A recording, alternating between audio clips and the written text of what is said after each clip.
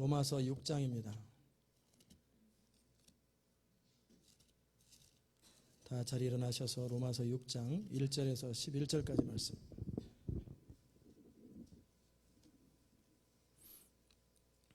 제가 봉독합니다. 로마서 6장 1절에서 11절까지 말씀.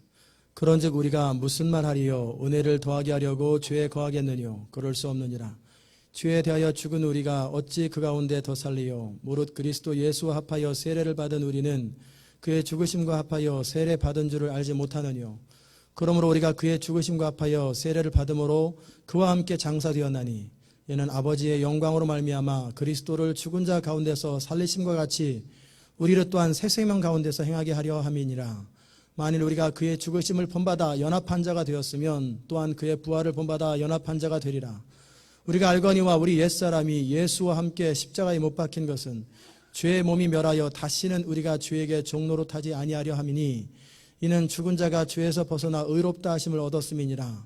만일 우리가 그리스도와 함께 죽었으면 또한 그와 함께 살 줄을 믿노니 이는 그리스도께서 죽은 자 가운데서 사하셨음에 다시 죽지 아니하시고 사망이 다시 그를 주장하지 못할 줄을 알미로라. 그의 죽으심은 죄에 대하여 단번에 죽으심이요 그의 살으심은 하나님께 대하여 살으심이니 이와 같이 너희도 너희 자신을 죄에 대하여는 죽은 자요 그리스도 예수 안에서 하나님을 대하여는 산 자로 여길지어다. 그 11절의 마지막 말씀을 암송 구절로 주부에다 기록해 놨으니까 이번 주간에 반드시 암송하시기 바랍니다. 그 말씀을 암송하면 여러분의 평생에 여러분을 붙들고 여러분을 이끄는 말씀이 될 거예요. 이와 같이 너희도 너희 자신을 죄에 대하여는 죽은 자요 그리스도 예수 안에서 하나님을 대하여는 산 자로 여길지어다. 자, 믿음이란 따라서 합시다. 믿음이란 여기는 것이다. 믿음이란 당연하게 여기는 것이다. 그게 믿음이에요. 믿음은 생각하는 것도 아니고 믿음은 설명하는 것도 아니고 믿음은 이해하는 것도 아니고 믿음은 그냥 여기는 거예요. 하나님이 그렇다면 그런 거예요. 하나님이 그렇다고 말씀하시면 그러는 것, 그게 믿음입니다. 그런데 그게 능력이 많은 거예요. 모세가 홍해 앞에 갔을 때 어느 정도 세게 떼야 됩니까? 뭐 이런 고민을 한다면 어떻게 될까요? 성경을 어느 정도 알아야 홍해가 갈라집니까? 그랬다면 어떻게 되겠어요? 아니에요. 모세는 한 가지만 알았어요. 하나님 말씀하시는 대로 그대로 된다. 그러므로 하나님이 말하는 대로 나는 말한다. 결과는 누가 책임져요? 모세가 책임집니까? 하나님이 책임지십니까? 하나님이 책임집니다. 그런데 우리는 어떻게 생각하냐면 예수의 이름을 가지고 기도했어요. 안 낫거나 해결이 안 되면 내가 믿음이 부족해서라고 내 책임이라고 생각해요. 그러다 보니까 안 해버려요. 믿음은 그런 거 아니에요. 믿음은 내 어떤 것이 있는 게 아니에요. 믿음은 많고 적고 그 차이도 별로 없어요. 믿음은 겨자씨만한 거 하나 가지고도 산이 움직이는데 뭐 겨자씨보다 더 큰 거 있으면 또 뭐가 되겠어요? 산 움직이면 됐지. 그냥 이 산이 저쪽으로만 움직이면 이 정도 믿음이면 됐지. 그 이상 뭐가 필요하겠어요? 내가 얼마나 믿음이 많으냐 적으냐는 중요하지 않아요. 내가 얼마나 믿음이 강하냐 안 가냐는 하나도 안 중요해요. 모세가 내가 좀 믿음을 좀 더 쌓은 다음에 홍해 앞에 가면 안 되겠습니까?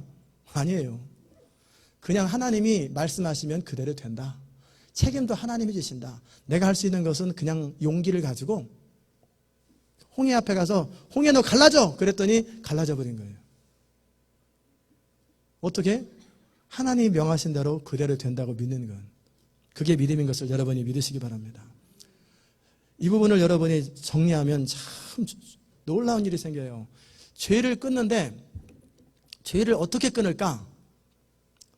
이걸 가지고 평생 씨름하는 사람이 있어요. 죄를 끊을 때 내가 좀 술 마시는 것도 좀 하지 말아야지. 내가 좀 도둑질 좀 하지 말아야지. 남 미워하는 것 좀 하지 말아야지. 용서하는 것 좀 잘해야지. 이렇게 해가지고 그걸 해보려고 막 노력하고 몸부림치니까 안 되는 거예요. 그래서 안 끊어지는 거예요. 따라서 합시다. 내가 노력한다고 되는 게 아니라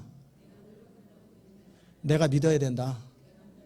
근데 사람들은 믿지는 않고 노력만 해요. 그러니까 거기 안에 노력에서 나온 결과는 뭐겠어요? 내 자랑이 나오는 거예요. 내가 이렇게 했더니 이런 일이 생기더라. 이렇게 했더니 이런 일이 생기더라. 안 되면 좌절감, 되면 자랑. 거기에 하나님의 영광이 없어요. 우리 주님은 네가 열심히 노력하면은 영광을 보리라 그렇게 하지 않았고, 믿으면 하나님의 영광을 보리라 말씀하셨어요. 단순한 거예요. 나는 죄하고 상관없다고 말하면 죄와 상관없구나 여기는 거예요. 그 다음에 또 한 가지 중요한 사실이 있는데, 자기를 부인하지 않으면 나를 따를 수 없다. 그리함으로 자기를 부인하고 죽기까지 자기를 부인할 때 나의 제자가 될 수 있다. 그러니까 그 자기 부인 한번 해보려고 죽을 때까지 자기 부인해요. 자기 부인해야 돼. 자기 부인해야지. 자기 부인해야지. 이 부인이 안 돼서 아버지 나는 자기 부인이 안 돼요. 자기 부인이 안 돼요. 그러면서 한평생 죽을 때까지 그러면 그 사람의 삶을 통해서 무슨 하나님의 역사가 일어나겠어요. 자기 인생이 극복이 안 됐는데. 그러면 그럼 언제 그럼 하나님이 이러는 거예요? 우리가 우리 인생을 극복하는 게 아니에요. 그런 십자가의 죽음을 헛되게 하는 거예요. 자기 부인은 그냥 처음 예수 믿을 때 시작된 거예요. 이루어진 거예요. 그것을 받아들이는 것뿐이에요. 예수를 믿는다라는 말이 뭐냐면 예수님이 나의 주인이고 나의 하나님이라는 사실을 받아들이고 그 사실을 내 삶 속에 인정해버리면 그냥 자기 부인이 끝난 거예요. 매 순간 삶 속에서 그렇다고 여기고 그렇다고 생각하고 그렇다고 믿고 살아가면 그냥 자기 부인 된 거예요.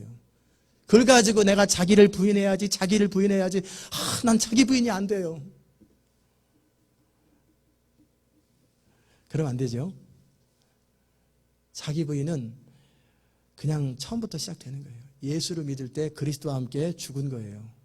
죽어야 되는 데가 아니라 예수 처음 믿을 때 여러분은 누구와 함께 죽었어요? 그리스도와 함께 죽은 거예요. 근데 머릿속에서는 내 옛 습관 속에서는 무슨 생각이 드냐면 나는 여기 여전히 화가 나잖아. 여전히 짜증나잖아. 여전히 안 되잖아. 이 증상과 환경들을 바라보면서 그게 난 줄 알아요. 근데 여러분이 믿음이라고 할 적에 생각할 건 뭐냐면 제가 참 그렇게 많이 암기시켰는데 이 암송을 못 하시더라고요. 한번 여러분은 암송을 잘 하시는지 한번 확인해 봐야지. 따라서 해보세요. 믿음이란 보이는 것보다 느끼는 것보다 하나님의 말씀을 우선하는 것이다. 그게 믿음이에요. 눈에 보이는 것보다 내가 몸의 감각으로 또 어떤 지식의 감각으로 느끼는 것보다 하나님의 말씀을 우선으로 두는 것, 그게 믿음이에요. 근데 성경은 뭐라고 그랬어요? 너는 그리스도와 함께 죽었다. 그러면 죽으려고 노력해야 돼요? 아니면 죽었다고 인정해야 돼요? 그렇죠? 내가 이 강단 앞에 서서 설교하는 목사다. 그러면은 당연하게 여기고 그렇다고 받아들여야 되는데 내가 목사여야 되는데 맨날 그러고 있으면 어떡하겠어요? 헷갈리는 거예요. 저도 내가 남자여야 되는데 내가 여자여야 되는데 그런 사람이 어디 있어요? 그냥 내 것으로 여기는 거예요. 주님께서 말씀하셨잖아요. 너희는 값으로 산 것이 되었으니 너희는 하나님의 것이고 너는 죄와 상관없는 존재다 라고 그러면 죄를 짓지 말아야지가 아니라 죄를 지었어도 죄와 상관없는 거예요. 그걸 거절하는 거예요. 그리고 나와 상관없다고 여기는 거예요. 그런데 때때로 우리 삶 속에 넘어지기도 하고 실수하기도 합니다. 그건 뭐예요? 그것은 내가 아니라 내 속에 거하는 죄인이라. 마음으로는 하나님의 법을 즐거워하는데 내 육체 속에 또 다른 법이 있어서 나를 죄의 법에라도 나를 사로잡아 갈 때 그걸 누가 하느냐? 내 속에 거하는 죄가 했다라는 거예요. 그렇다고 책임 없느냐 그 얘기는 아니고 그냥 잠시 실수했다 이뿐이죠. 그냥 잠시 실수했다라고 생각하고 정상적으로 돌아오는 거예요. 우리의 정상은 뭐냐면 원래 우리는 죄 가운데 있어서 죄 속에 살다가 죄로 말미암아 죽을 수밖에 없었는데 예수 그리스도로 말미암아 새로운 피조물이 되어서 죄와 상관없는 존재로 은혜가 왕노로 차는 존재로 우리가 지음받았고 새롭게 만들어졌어요. 새롭게 창조되었단 말이에요. 그렇기 때문에 우리의 존재는 저쪽이 아니라 이쪽이란 말이에요. 그렇기 때문에 우리는 그리스도 안에서 자유한 존재요, 그리스도 안에서 거듭난 존재요, 죄와 상관없는 존재요, 우리는 진리 안에서 기뻐하는 존재요, 우리가 말하면 모든 천지 만물들이 움직이는 존재요, 우리가 그리스도의 이름으로 무엇이든지 구하면 하나님이 성경 가운데 모든 것이 이루어지는 그런 정말 탁월한 존재예요. 천사보다 뛰어난 존재예요. 그걸 내 것으로 받아들이는 거예요. 그런데 가끔씩 이렇게 실수 좀 하고 좀 넘어지기도 하고 그러면 이거는 역시 나는 안 돼. 그래서 옛날로 돌아가지 말고 잠시 원숭이가 나무에 떨어질 날이 있다더니 그런 것보다 그냥 잠깐 이렇게 실수하고 돌아온 거예요. 그렇게 받아주는 거예요. 그렇게 자기를 여기라는 거예요. 그렇게 할 때 죄에서 끊어지는 거예요. 진짜 여러분이 죄를 끊는 방법은 내 마음에서 원하고요, 내가 누군지를 알면 그대로 살아갑니다. 그래서 영국에서 왕자들과 공주들을 교육할 적에 어떻게 하냐면 왕자로서의 품위와 그리고 공주로서의 품위를 가지고, 그러기에 말은 어떻게 하고 생각은 어떻게 하고 품위는 어떻게 하고 걸음걸이 어떻게 하고 그 모든 걸 가르쳐요. 그래서 너의 정체성은 왕자고 너의 정체성은 공주라고 가르치는 거예요. 그 모든 것이 성경에서 우리에게 해주는 거예요. 너는 그리스도 안에서 나는 공주다, 공주다. 어떤 분이 안 보시네. 어떤 분 안 보이시네. 나는 공주예요. 그리고 나는 왕자예요. 그렇기 때문에 누구예요? 나는 거지인데 가끔 왕자 탈을 쓴 게 아니고, 나는 거지인데 가끔 공주 탈을 쓴 게 아니고, 나는 왕자예요. 나는 공주예요. 그렇기 때문에 내가 나를 그렇게 여기고 그렇게 받아들이면 우리는 그런 인생을 살게 되는 거예요. 있습니까? 그렇게 여기 있어요. 그게 굉장히 중요한 거예요. 이거는 제가 그냥 여러분 기분 좋게 하려고 하는 게 아니에요. 제가 무슨 기분 좋게 하는 코미디언도 아니고, 여러분한테 그냥 진리를 선포하는 것 뿐이에요. 성경이 그렇다니까 그렇게 얘기하는 거예요. 그리고 저도 그렇게 받아들이는 거예요. 그러면 그렇게 돼요. 여러분의 삶 속에 무엇이든지 염려하지 말라. 모든 일에 기도와 간구로 너희 구할 것을 감사함으로 하나님께 아뢰라. 그리하면 지각에 뛰어난 하나님의 평강이 너희 마음과 생각을 지키시리라. 아멘. 그랬으면 아멘 받아들이면 돼. 생각이 나는 거예요. 마음의 평강만 일어나지 말고 결과가 나타나야 되는데 이런 생각을 다 하고 있어요. 마음의 평강만 있으면 뭐하냐? 결과가 바뀌어야지. 마음의 평강이 있다는 건 결과도 일어난다는 증거예요. 그 얘기를 그냥 그렇게 표현했을 것뿐인데, 거기서 안 되는 건수를 받아들이지 말고, 그러면 내가 염려하지 말아야 되는데, 또는 감사로 해야 되는데 내가 감사하지 않아서 그런가? 안 되는 것만 계속 붙들고 씨름하지 마세요. 그러면 실패합니다. 실패하는 사람과 성공하는 사람의 차이가 뭔지 아세요? 능력의 차이가 아닙니다. 근데 이것도 태도를 능력이라고 본다면 그것도 능력은 능력이지만, 실패와 성공의 차이는 간단해요. 나는 성공할 수밖에 없는 존재로 태어났다라고 여기면 성공하게 됩니다. 나는 실패할 수밖에 없는 존재다라고 생각하면 그새 인생은 실패합니다. 그러니까 자기 믿음대로 되는 거예요. 세상은 믿음으로 돼요. 그러니까 여러분이 나는 실패할 수밖에 없다고 여기면 실패하는 거예요. 그러나 나는 성공할 수밖에 없다고 여기면 성공하는 거예요. 너무나 간단하죠? 여러분이 여러분 자신을 어떻게 생각하느냐에 따라서 여러분 인생은 결정되는 거예요. 여러분의 부모가 여러분한테 무슨 말을 했든지 그것은 성경적이면 받아들이고 그렇지 않으면 무시하세요. 무시한다라는 표현보다는 받아들이지 마세요. 조금 부드럽게 받아들이지 마세요. 거절하세요. 여러분이 어렸을 때 들었던 이야기 가운데 너는 평생에 내가 보니까 빌어먹고 살게 생겼다. 그럴 때 모를 때는 그냥 그렇게 사는 거예요. 그래서 나는 빌어먹겠대. 내가 복음을 알고 나서 보니까 찾아가야지. 어머니가 나 평생 빌어먹게 살겠다고 그랬는데 하나님은 그렇게 말씀 안 하시네? 내 인생이 풍성하고 영광스럽게 된다고 말씀하시네? 어머니 생각을 바꾸세요. 어머니 생각을 바꾸세요. 잘못된 생각 가지고 어머니 인생 그렇게 초라하게 살지 마세요. 그게 뭐냐면 진리 가운데 거하는 거예요. 너희가 내 안에 거하고 내 말이 너희 안에 거하면, 이 말이 뭐냐면 우리가 그리스도 안에서 거하여 하나님의 자녀가 되었고, 그 다음에 진리 되신 그리스도의 말씀이 우리를 지배하는 거예요.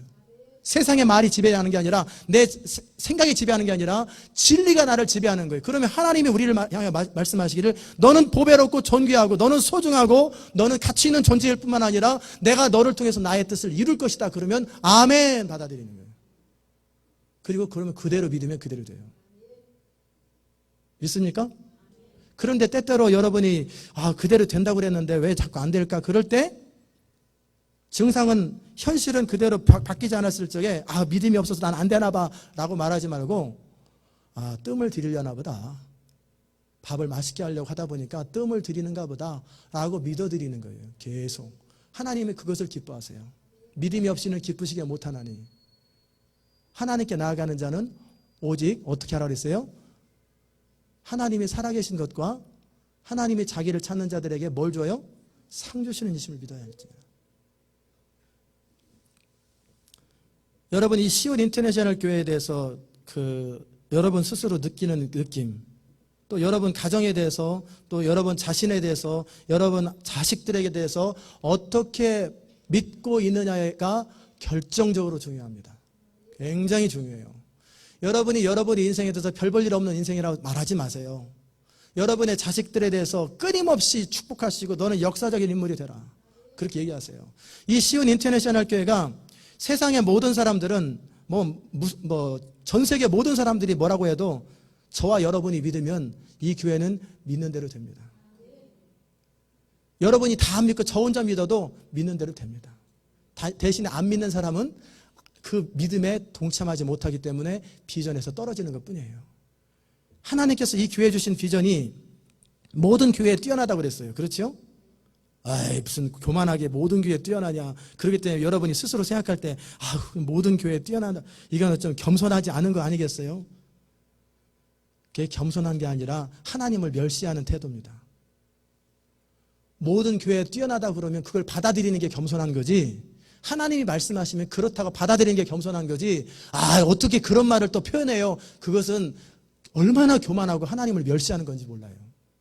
하나님이 여러분을 택한 족속으로 왕같은 제사장으로 거룩한 나라로 그리고 열방 가운데 뛰어나게 하겠다 그러면 아멘 해야 되는데, 에이, 그럼 하나님 말을 말같이 않게 여기는 거예요. 하나님을 조롱하는 거예요. 하나님이 그렇다면 그런 거예요. 아멘이십니까?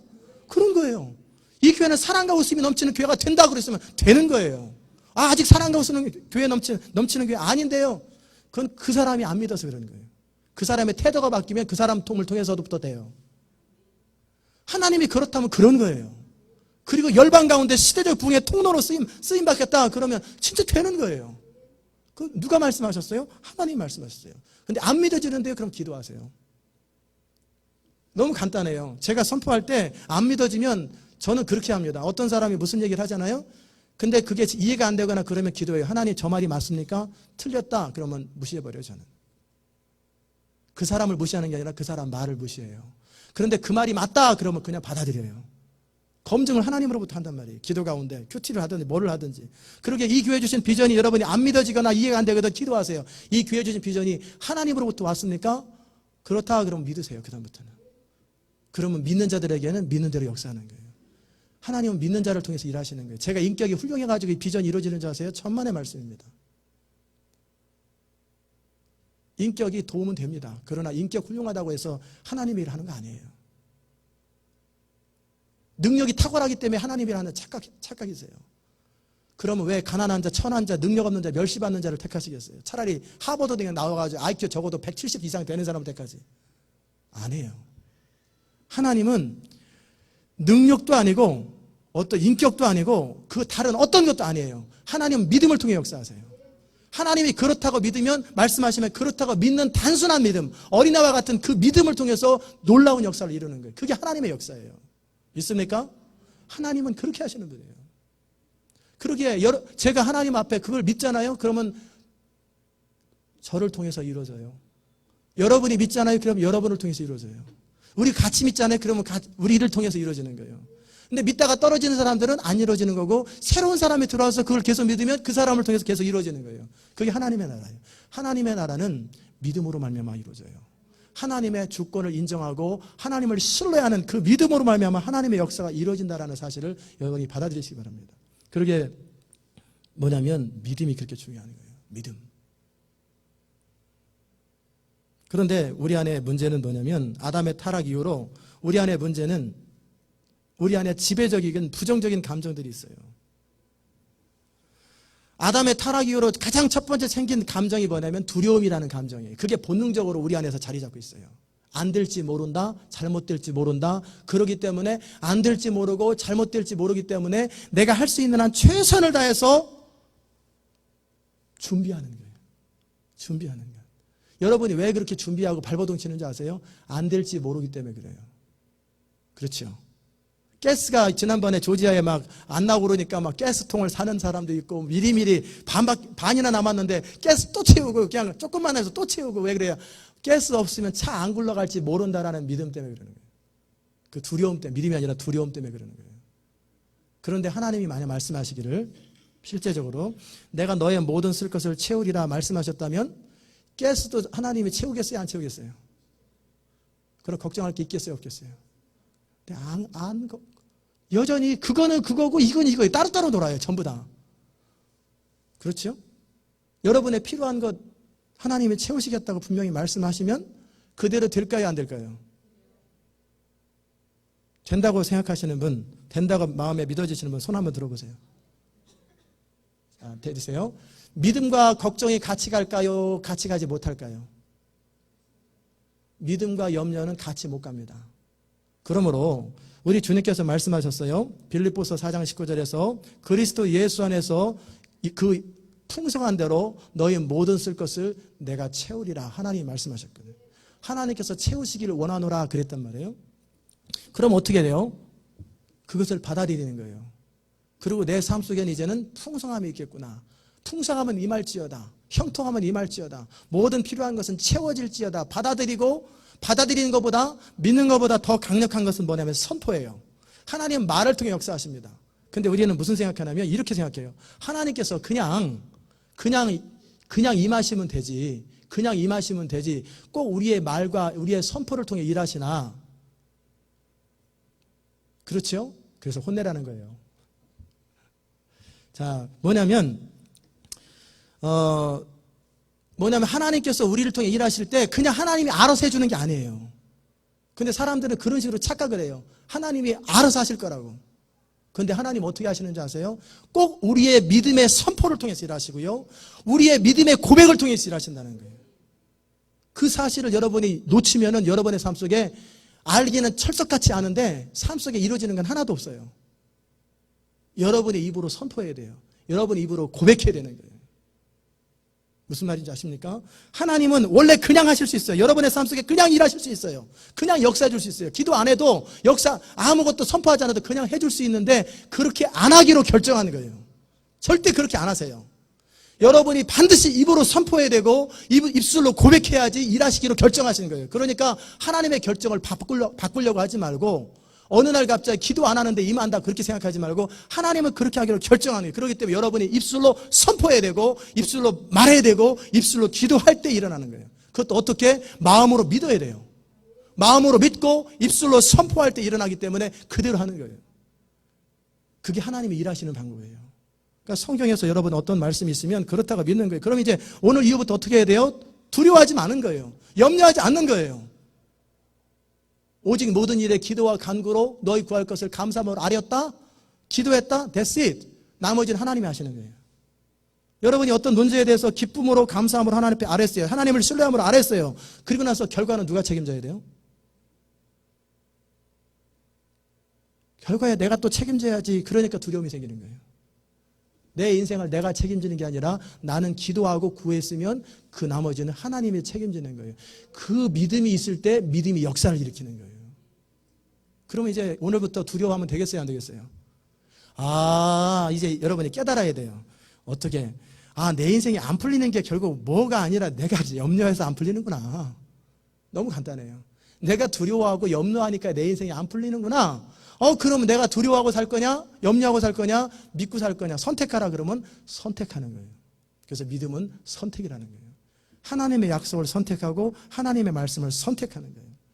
아담의 타락 이후로 사람 안에 두려움과 염려가 생겼고 그 다음에 첫 번째 찾아오는 감정은 두려움이라는 감정이에요. 이 두려움의 감정은 태어날 때부터 죽을 때까지 계속 그 사람을 지배합니다. 이 두려움은 누구로부터 왔냐면 마귀로부터 온 거예요. 하나님으로부터 온 거 아니에요. 두려워하는 곳에는 형벌이 있다고 그랬어요. 마귀로부터 온 거예요. 어렸을 때 이 아이는 본능적으로 엄마 옆에 가려고 발버둥을 치는 거예요. 왜? 두려움 때문에. 그렇기 때문에 엄마가 해주셔야 될 일은 뭐냐면 믿음을 심어주는 거예요. 내가 어떤 일이 있어 너를 버리지 아니하며 너를 떠나지 아니하며 너를 함께하리라. 근데 가끔씩 애를 길거리에다 버려놓고 고아원에 버려놓고 가니까 그 아이가 버림받은 감정의 상처 때문에 평생 응어리진 감정을 가지고 있는 거예요. 어릴 때일수록 아이들한테 심어줘야 되는 감정이 뭐냐면 신뢰 감정이에요. 신뢰 감정. 근데 그것을 못 느끼니까 사람들은 끊임없이 이런 두려움 속에 살아요. 그러다 보니까 결국은 믿을 건 나밖에 없고 기댈 건 나밖에 없고 결국은 나를 세워줄 수 있는 건 나밖에 없다. 그러니까 마지막 순간에 뭐가 나오냐면 자기가 남아요. 자기가 남고 그 자기 안에 뭐가 있어요? 두려움이 있는 거예요. 그러니까 한평생 염려하고 근심하고 두려워하고 사는 거예요. 그렇기 때문에 우리 주님이 그 두려움에서 벗어나고 두려움에서 자유케 하시려고 우리를 택하시고 우리를 부르신 거예요. 두려울 때 이렇게 하십시오. 두려움아, 예수 이름으로 너를 명하노니 너는 가라. 너하고 나하고는 상관이 없느니라. 딱 명해버리세요. 내 속에 있는 두려움들은 떠나갈지어다. 나는 하나님을 신뢰하기로 결정했고 하나님의 살아계심을 난 신뢰하기로 결정했다. 여러분 안에 최소한 하나님에 대한 믿음이 있잖아요. 어느 정도라도 최소한 하나님은 살아계신다. 그 정도는 알잖아요. 믿잖아요. 그 하나님이 성경 말씀하실 때 하나님의 성경 말씀대로 안 하면 하나님은 사기꾼이잖아요. 그럼 어떻게 영원히 천국에서 영원토록 천사와 만물을 다스리겠어요? 그렇지요? 그렇죠? 집사님 그렇죠? 제가 누구 쳐다보는지 아세요? 졸지 마시고. 자, 보세요. 하나님은 우주 만물을 창조하시고 신실하신 하나님이세요. 그 신실하신 하나님께서 성경을 통해 말씀하셨단 말이에요. 그러기에 최소한 그것을 받아들이면서 여러분의 인생에 대한 것은 아니라 할지라도 그것을 받아들이면서 거기서부터 출발하는 거예요. 하나님이 누구신가? 하나님 말씀은 진실이다. 하나님 말씀은 나에게 이렇게 말씀하셨다. 그러므로 내 속에 느끼는 이 두려움의 감정은 이게 진실이 아니라 진실이는 죽었고 그 다음에 내 안에는 뭐가 있어요? 이 성경 말씀이라고 하는 팩트만이 내 안에 남아있는 거예요. 사실. 그리고 이것을 받아들이기로 선택을 하는 거예요. 그럴 때 마음속에 헷갈림이 있습니다. 이 헷갈림은 두 가지 헷갈림이에요. 하나는 뭐냐면 생각과 느낌은 우리 삶 속에 겉으로 드러나는 환경과 내 생각으로 드러나는 이 두려움을 선택하고 싶어 해요. 그렇기 때문에 이 막막해지는 거예요. 그런데 내 영에서 내 마음 가운데 하나님의 성령은 이 하나님의 말씀을 붙들으려고 선택할 때 우리 의지를 가지고 뭐를 선택해야 돼요? 하나님의 말씀을 붙들고 선택하는 쪽으로 그래서 입술로 선포하라는 거예요. 사람이 입술로 자꾸 선포하다 보면 믿음이 생겨요. 자꾸 말로 선포하고 선포하다 보면 믿음이 팍팍팍 생겨요. 그런데 선포는 안 하고 생각으로 생각만 해요. 생각만 자꾸 하면은요 이쪽으로 가게 돼 있어요. 왜? 생각은 말씀으로 변화되지 않은 동안에는 영적인 영역과 마음의 영역은 성령이 다스리고 우리 성령 안에 지배를 받지만 이 생각은 아직은 변화되지 않았기 때문에 마귀의 지배를 받기도 하고 내 자아의 지배를 받기도 하고 내 자아가 아니라 마귀의 지배를 받기도 하고 나쁜 세대와 가치관의 지배를 받기도 한단 말이에요. 그러니까 생각하지 말고 뭐를 하라는 거예요? 기도하라는 거예요. 생각하지 말고 선포하라는 거예요. 근데 사람들이 생각을 많이 해요. 그 생각이 하나님을 기쁘시게 하는 생각도 아닌데 우리는 너무 많은 생각하지 마세요. 제가 일산에 엘리베이터에 타다가 201동 엘리베이터를 타다가 거기에 누가 써놨어요. 생각하지 말고 기도하라. 야, 저거 진리다. 너무 많은 사람이 생각이 많아요.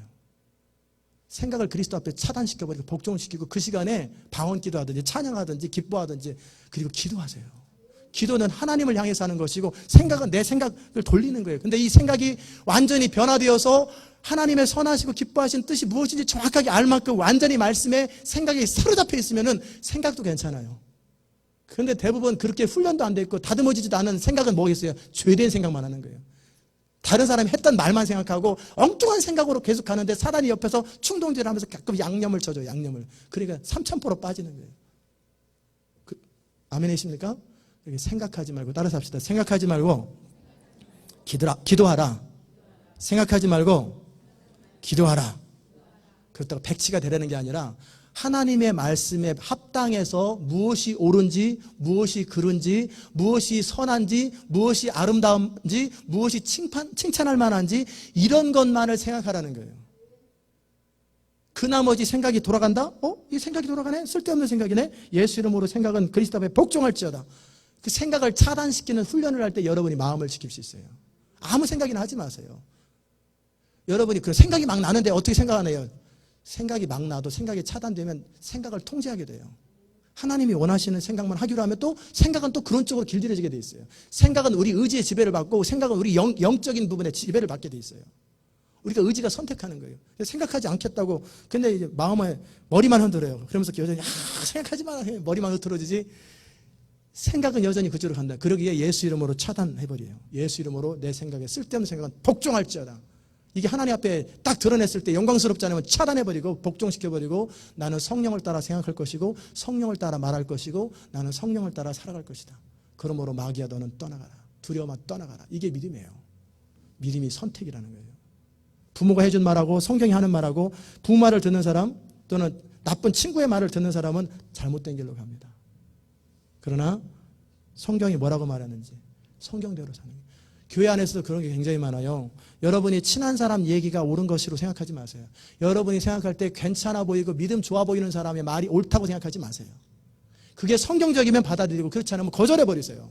대신에 기분 나쁘지 않게 정중하게 거절할 뿐이에요. 근거는 성경이 뭐라고 말하냐. 이게 중요해요. 어느 목사님이 말했어도 신경 쓰지 마세요. 그게 성경적이면 받아들이는 거예요. 근데 성경적인지 아닌지 모를 때는 어떻게 해요? 그래서 영적 지도자가 중요한 거예요. 성경적인지 아닌지 모르겠다. 그럼 성경을 읽어야지. 어떻게 하겠어요? 읽어야지. 그거 해야 되는 거예요. 아담 이후로 우리 안에 그 부정적인 감정이 우리를 사로잡아요. 그래서 두려움과 함께 수치와 좌절감이 있어요. 우리 안에. 그렇기 때문에 이런 것으로 말미암아 우리 안에 침울해지고 분노가 임해요. 분노. 해결되지 않은 문제들, 가인이 아벨의 제사만 받아들여지자 가인이 첫 번째 느꼈던 감정이 뭐냐면 분노예요. 인간이 침울해하거나 옳은 일을 하지 않을 때 이런 마음이 들잖아요. 옳은 일을 하지 않았을 때 그 침울한 감정이 들어요. 그럴 때 하나님이 가인에게 말씀하셨어요. 너는 죄의 소원이 너에게 찾아올 것이다. 죄 짓고 싶은 마음이 찾아올 것이다. 그러나 너는 죄를 다스려라. 다스리라 그랬거든요. 그래 다스리면 돼요. 죄를 다스리면 되는데 그거 예수를 안 믿어서도 일반적인 사람이라 할지라도 거절하면 되는데 거절할 능력이 없어요. 그냥 받아들이는 거예요. 그리고 아담의 타락 이후로 우리는 의지에 문제가 있어요. 그러기에 선택해야 되는 부담을 가지고 있는데 선택이 왜곡되더라는 거예요. 자꾸 왜곡돼요. 왜곡된 선택을 하게 됩니다. 그럴 때 우리가 할 수 있는 것은 뭐냐면 육체를 따라 선택하는 것에서 성령을 따라 선택하는 것을 배우고 넘어져도 또 배우고 또 배우는 거예요. 그럴 때 제가 처음 여러분에게 말씀했던 것과 연결시키면 우리는 죄와 상관이 없고 이미 자기 부인을 할 필요가 없고 이미 자기 부인이 된 사람이라고 여기고 그리스도와 함께 죽었다고 받아들이는 거예요. 그런데 우리의 옛 습관이 남아있는 것뿐이에요. 그래서 김유신 장군이 기생집에 늘 다니고 술집에 다니고 그럴 때 이제 어느 날 정신을 차리고 결정을 딱 했는데 이 말이라는 것이 그냥 계속 그냥 무의식적으로 아침에 일어나서 깜빡깜빡 졸고 있는데 자기도 모르게 별생각에 술집으로 가는 거예요. 말이. 우리 옛 육체와 옛 육체라는 건 이런 것이 습관처럼 이 생각이 습관처럼 옛날 길로 갈 때 김유신이 했던 게 참 탁월하고 성경적이에요. 말의 목을 쳐버리는 거예요. 나는 안 가기로 했는데 말아 너를 왜 나를 꺼내. 과감함과 함께 김유신은 위대한 인생이 되는 거예요. 마찬가지로 우리의 옛 습관들이 자꾸 우리를 잘못된 길로 끌고 잘못된 생각을 하게 하고 막 그럴 적에 여러분이 하실 일은 그리스도 안에서 차단해버리고 나는 성령께서 하나님 앞에서 하나님이 나에게 말씀해준 그것을 선택하기로 결정하고 그것을 받아들이고 믿고 의지적으로 그걸 추구하는 거예요. 그럴 때 그의 인생이 그대로 살아가지는 거예요. 그러니까 성경이 여러분에게 그렇다고 말하면 그렇다고 인정하는 거예요. 나는 그리스도와 함께 죽었다. 그러면 죽어야 되는 데가 아니라 죽었다고 받아들여야 돼요. 그리고 그리스도와 함께 살았다. 그러면 살았다고 받아들이는 거예요. 그리고 하늘에서 간 모든 신령한 복이 우리에게 주어졌다. 그러면 주어졌다고 받아들여야지. 그거 있어야 되는데 주어져야 되는 데가 아니라 이미 주어진 거예요. 그래서 설교는 뭐 하는 줄 아세요? 설교자는 성경을 가르치는 사람들이 주의점이 있어요. 여러분이 교사든지 제자훈련하든지 설교를 하든지 굉장히 중요한, 자녀를 키울 때도 중요해요. 그 대상에 대해서 어떤 컨셉을 가지고 있느냐가 굉장히 중요해요. 멍청한 건 너는 나한테 배울 수밖에 없는 것이라고 여기면 그의 인생은 배워도 멍청해집니다. 내 마음속에 믿음이 그 사람을 멍청하다고 여기기 때문에. 무슨 말인지 아세요? 부모가 자녀를 향해서 이 멍청한 거 누구 닮아서 이렇게 멍청하냐 표현하지 않아도요 마음속에 그런 생각을 하고 애한테 아무리 좋은 교육을 해도요 걔는 계속 멍청하게 살아요. 근데 표현하지 않더라도 부모 마음속에서 아이를 바라보면서 보배롭고 소중하고 너는 무한한 가능성과 정말 탁월한 인생을 살 수 있겠구나. 너는 나보다 더 탁월한 인생을 살 수 있겠구나. 표현해도 좋고 안 해도 좋고 그런 마음을 가지고 아이한테 교육하면 그 교육이 그대로 그 인생을 바꿔버려요. 믿음이 그렇게 중요한 거예요. 우리 안에 내가 무엇을 믿느냐. 그렇게 중요한 거예요. 그러니까 설교를 할 때 어떻게 해야 되냐면 여러분한테 이 얘기를 하는 것은 여러분이 자녀들한테 누구한테 얘기를 가르칠 때 말하는 거예요. 예수를 안 믿을 때는 예수를 믿게 해줘야 돼요.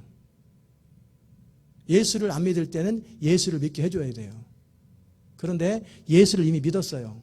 그러면 그 사람에게는 어떻게 그 가정을 하고, 가정이 아니라 그 어떻게 인정을 하고 가르쳐야 되냐면 이미 그 안에 모든 것이 다 있다고 여기고 가르쳐야 돼요. 너는 아무것도 모르는데 내가 가르쳐주는 대로 해, 이게 아니라 너희 안에 기름 부음이 있어요. 우리 안에 성령이 계시고 여러분 안에 성령이 계시고 우리 안에 기름 부음이 있어서 무엇이 옳은지 무엇이 그런지 스스로 들어보면 알아요. 근데 문제는 뭐냐, 가르치는 자는 뭐냐면 인포메이션을 주면서 결국 인포메이션과 내가 가르침을 통해 그게 바뀌는 게 아니에요. 이미 바뀔 수 있는 모든 가능성은 그 안에 다 가지고 있는데 정확하게 길을 안내해 주는 거예요. 이건 이런 것입니다. 이건 이런 것입니다. 그럼 본인이 스스로 느끼고 본인이 깨닫고 본인이 결정하고 본인이 해버리는 거예요. 그 안에 이미 그리스도 안에서 기름 부음이 다 있는 거예요. 여러분이 아기 태어났을 때 부모가 야 이거 귀다, 그리고 귀 갖다 딱 붙여주고, 이거 코다, 이거 갖다 코 갖다 딱 붙여주고, 그렇게 하면 우리가 창조자지. 창조주잖아요. 우리는 창조주가 아니에요. 이미 아이가 태어났을 적에는 모든 기능을 다 가지고 태어나요. 우리는 그냥 영적인 필요한 몸에 필요한 양식들을 공급해 주면서 아이한테 교훈해 주는 거예요. 밥은 눈으로 먹는 게 아니라 입으로 먹는 거다. 어젠가 그젠가 우리 딸이랑 같이 밥을 먹다가 제가 이제 물컵을 가지고 야 은혜야, 왜 물을 꼭 입으로 먹어야 되냐, 이게 눈으로 먹으면 안 되냐? 눈에다 입을 부으면 안 되냐 그랬더니 재밌나 봐요. 밥을 손가락에다 딱 대면 밥이 쏙쏙 들어가가지고 배고, 그랬더니 걔가 뭐라 그러냐면 배에다가 밥그릇을 배에다 딱 대면 뱃속으로 쏙 들어가면 좋겠다고. 그럼 귀에다 대면 밥이더라고. 그런데 부모가 가르쳐 줄 것은 뭐예요? 밥은 입으로 먹는 거란다. 근데 이걸 가르쳐 준다고 해서 제가 입으로 넣는 방법을, 능력을 가르쳐 줄 필요는 없어요. 능력은 본능적으로 있어요. 그냥 입으로 먹는 걸 가르쳐 주면 아 그런가 보다 하고 하는 거예요. 그런 것처럼 우리 안에 모든 것이 다 있어요. 예수를 처음 믿을 때나 예수를 믿은 지 10년 됐을 때나 그 안에 계신 하나님은 똑같은 하나님이에요. 어린아이가 믿는 예수나 정말 장성한 이미 어른이 된 사람이 믿는 믿음이나 그 안에 계신 성령님은 똑같은 성령님이 계시지, 거긴 애기 성령님이 계시고 여기 어른 성령님이 계시고, 안에 조그만 5살 먹은 애가 믿음이 있으면은요 그가 어른들보다 더 뛰어나고 탁월한 일을 해요. 그러니까 병원에 손을 얹으면 하나님이 성령께서 야 너 병원에 손 얹고 치료되라 그래라 그러면 애가 단순하게 믿고 치료될지어다 그러면 병원에 있는 사람이 통째로 치료되는 거예요. 그 안에 있는 성령이나 어른들 안에 있는 성령이랑 똑같아요.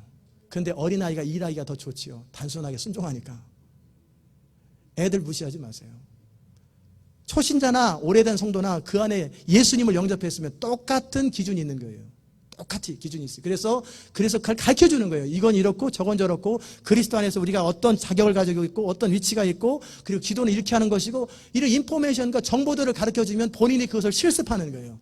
실습하고 나서 그리고 스스로 일어나는 거예요. 근데 어떤 사람은 그냥 넣어서 씹어까지 줘가지고 소화까지 시켜달라는 사람이 있어요. 그러면 몸의 기관이 망가집니다. 완전히 다이제스트 해가지고 국만 주면 되겠어요? 먹게 해주는 거예요. 그래서 계속 훈련시켜주는 거예요. 훈련한다고 우리가 그를 만드는 게 아니고 변화시키는 게 아니에요. 변화는 스스로 되는 거예요. 성령 안에서. 단지 길만 안내해 주는 거예요. 그게 뭐예요? 우리 안에 그 모든 것이 있기 때문에 그러는 거예요. 아담의 타락 이후로 인간은 뭐냐면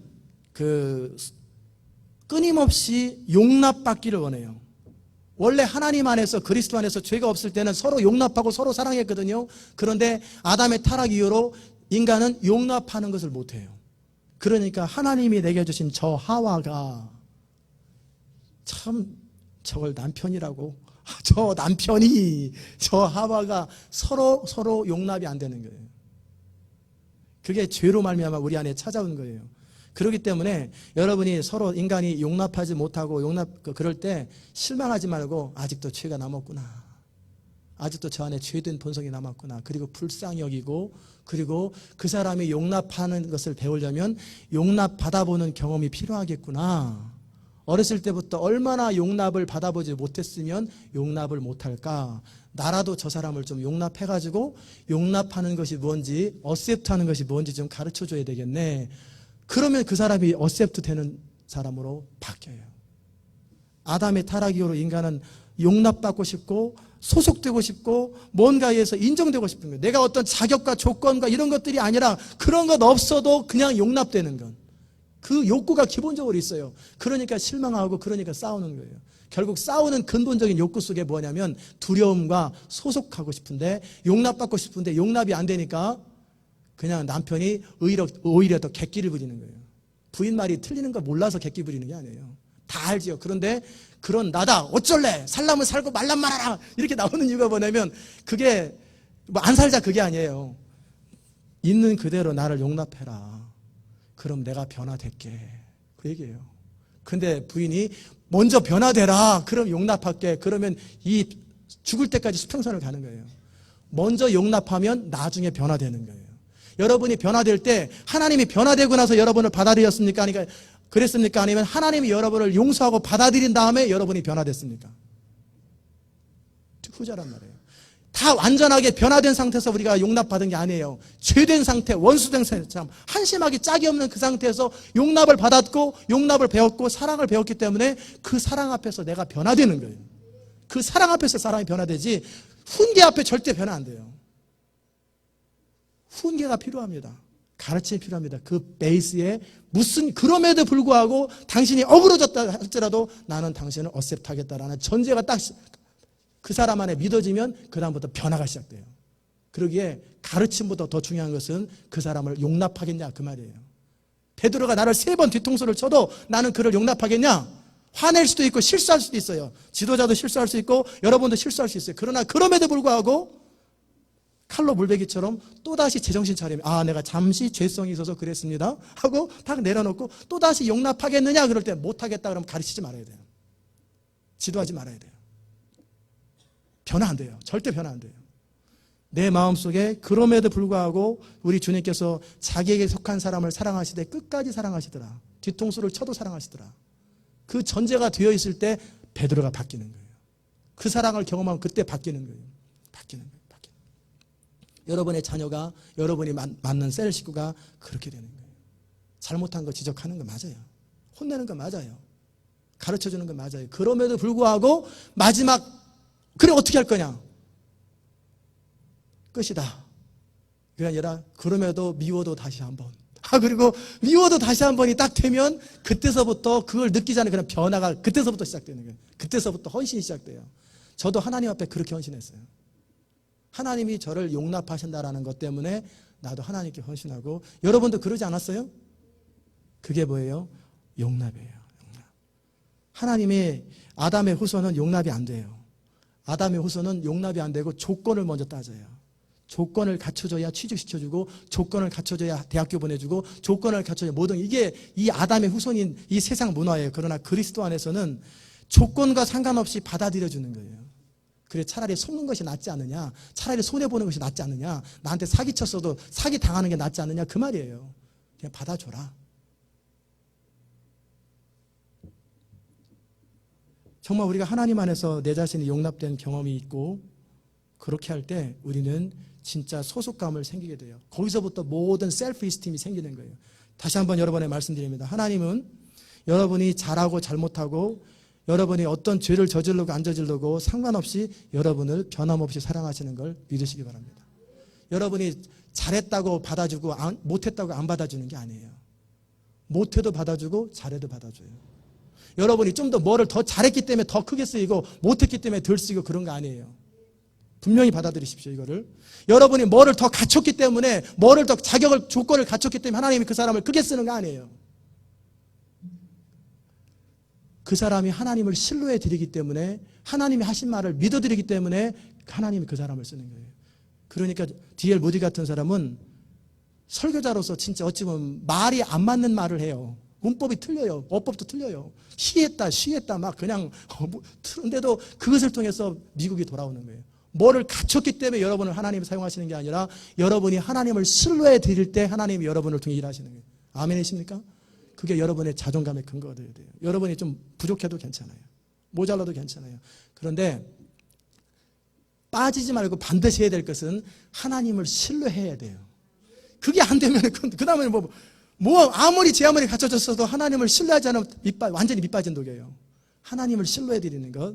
제자 가운데 제자 훈련에서 가장 중요한 게 뭔지 아세요? 숙제 잘하고 뭐 잘하는 게 아니라 무슨 일이 있어도 지도자 말을 잘 듣고 그리고 잘 따르는 것. 이게 제일 중요한 거예요. 베드로 보세요. 이 사탄아 물러가라. 뭐 멍뚱한 소리하고 뭐 쌈시. 그래도 그 사람들은 끝까지 예수님 졸졸졸 쫓아다니잖아요. 자기한테 실망해서 잠시 고기 잡다가 다시 와라 그러니까 부활하신 예수가 다시 와라 그러니까 또 다시 졸졸졸 쫓아오잖아요. 중요한 것은 우리가 뭘 갖추고 안 갖추고 뭘 배웠고 안 배웠고 그것이 도움은 됩니다. 그러나 그 가장 중요한 베이스라인에 뭐가 있어야 되냐면 하나님이 말씀하시면 맞다. 그 믿음과 그리고 하나님이 부르시면 가겠습니다. 이 헌신 두 가지가 필요해요. 하나님이 무슨 말씀하시는지 내가 가리다. 하나님이 말하면 모든 사람들이 아니라고만 해도 하나님이 말씀하시면 예입니다. 그래서 그리스도 안에서 항상 예하고 알겠습니다. 예. 그거 잘하면 그 사람은 하나님 앞에 쓰입니다. 저는 그래서 제자 훈련할 때 그런 거 가르쳐요. 그러기에 로마서 쓰기. 틀려도 다시 쓰고 틀려도 다시 쓰고. 왜 씁니까? 이유도 없지요. 그냥 쓰라니까 쓰는 거예요. 시간도 없는데. 그걸 단순하게 쓰면서 뭘 배우냐면 이해가 안 돼도 하기 싫어도 그냥 하는 법. 그거 배우는 그게 진짜 제자예요. 하나님이 말씀하시면 그렇게 될 줄을 믿는 건 그게 제자예요. 나머지는 평생 배워가는 거예요. 1년 동안 배운다고 얼마나 더 배우겠어요. 평생 배워가는 거지. 그때그때 상황과 경험을 통해 배워가는 거예요. 그러나 정말 중요한 것은 하나님을 신뢰해드리는 것 그리고 말씀하는 것을 이해 안 돼도 따라드리는 것. 그것이 가장 하이라이트. 그게 가장 중요한 거예요. 저는 여러분이 오늘 전체적인 말씀을 마무리하면 진리가 우리를 자유케 한다고 할 때 그 진리는 인격이신 하나님과 그분의 말씀인 성경입니다. 이 성경이 말씀한 것을 단순하게 받아들이는 거예요. 거기서 능력이 임하기 시작합니다. 죽은 자를 향해서 명해라 그럼 명하면 죽은 자가 일어나는 거예요. 무슨 뭐 특별한 은사가 있어야 되는 거 아니에요. 특별한 어떤 능력이 임해야 되는 게 아니라 하나님 말씀을 단순하게 신뢰할 때 그대로 되는 그 신뢰하는 것. 그리고 동시에 제가 두 번째 말씀드렸던 것이 뭐였냐면 여러분 안에 그 하나님이 사랑한다는 것. 여러분을 하나님이 사랑하신다는 것. 그 말씀을 여러분에게 드렸어요. 그 세상에 어떤 사람이 말하는 것보다 하나님이 여러분에게 무슨 말씀하셨는지를 중요하게 여기고 그것을 받아들여라. 세 번째 말씀드린 것을 뭐냐면 그대로 여겨라. 우리가 그리스도와 함께 죽었다. 성경이 말하면 죽으려고 노력하지 말고 죽었다고 여겨라. 또 그리스도와 함께 살았다 그러면 또 다시 또 제대로 잘 살아보려고 노력하지 말고 살았다라고 여기는 거예요. 성경이 그렇다 그러면 그렇다고 여기고 그렇게 생각하고 그렇게 판단하고 그렇게 결정하고 그렇게 살아가는 거예요. 그럴 때 그의 삶이 놀랍게 바뀌기 시작합니다. 놀라운 하나님의 능력이 임하기 시작해요. 저는 여러분이 그런 축복을 마음껏 누리실 수 있기를 주의 이름으로 축원합니다. 기도합시다. 하나님 아버지 감사합니다. 우리를 향한 하나님의 사랑이 얼마나 크고 놀라운지요. 우리를 향한 하나님의 은혜가 얼마나 크고 귀한지요. 사랑받을 자격이 없고 은혜 받을 자격이 없고 아무것도 같이 받을 자격이 없는 자들에게 값없이 은혜로 구원하여 주시고 그리고 한 번 사랑하기로 결정한 것 죽을 때까지 사랑하시고 또 우리가 다시 부활하여 영원히 하나님 옆에 거할 때까지 사랑하신 하나님, 우리가 그 사랑을 깊이 받아들일 수 있도록 은혜 베풀어 주옵소서. 뭔가 많은 일을 하는 것이 중요한 것이 아니라 그 하나님과의 관계 속에서 하나님의 사랑을 마음껏 받아들이는 그런 복을 누릴 수 있도록 은혜 베풀어 주시옵소서.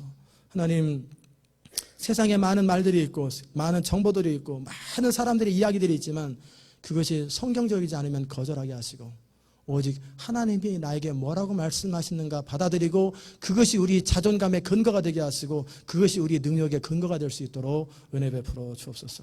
하나님, 이 아침에 나와 기도하고 주님 앞에 선 모든 성도들에게 하늘에 속한 신령한 복을 마음껏 누릴 수 있도록 역사하여 주옵소서.